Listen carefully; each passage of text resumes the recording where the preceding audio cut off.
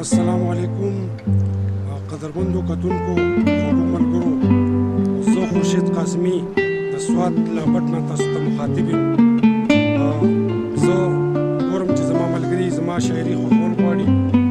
څوک زما شاعري خوښوي نو هغه ملګرو ته درخواست دی چې هغه زما د یوټیوب چینل سبسکرایب کړي او زما د یوټیوب نه زما نوې نوې ویډیوګانې وګوري. ستاسو ډېره مننه. ملګرو سره به یو کلام شریک کړم. بیا به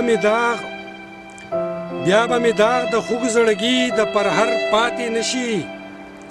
بیا به مې داغ د خوږ زړګي د پرهر پاتې نشي، چې په وطن کې مې څوک وږی نهر پاتې نشي، او چې د وطن په خزانو مې لوټماران پراته وي، چې د وطن په خزانو مې لوټماران پراته وي، په دې وطن کې به هیڅ لال او ګوهر پاتې نشي.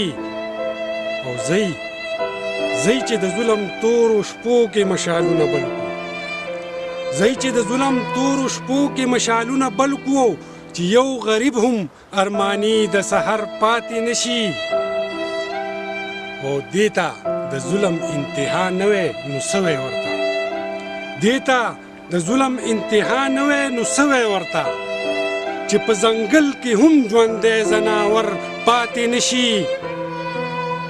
او دغه تارخه یادونه زما خوب تختوي، دغه تارخه یادونه زما خوب تختوي، او چې د مړ لاش هم په تنه پورې سر پاتې نشي. او دغه ظالم سره به خدایا حساب څنګه کیږي، دغه ظالم سره به خدایا حساب څنګه کیږي، او چې په جماعت کې تی مولا په منبر پاتې نشي. او راځئ چې نن پسې لاسونه په خیرو پورته کړو، راځئ چې نن پسې لاسونه په خیرو پورته کړو، چې په دنیا څوک د شمر د ټبر پاتې نشي.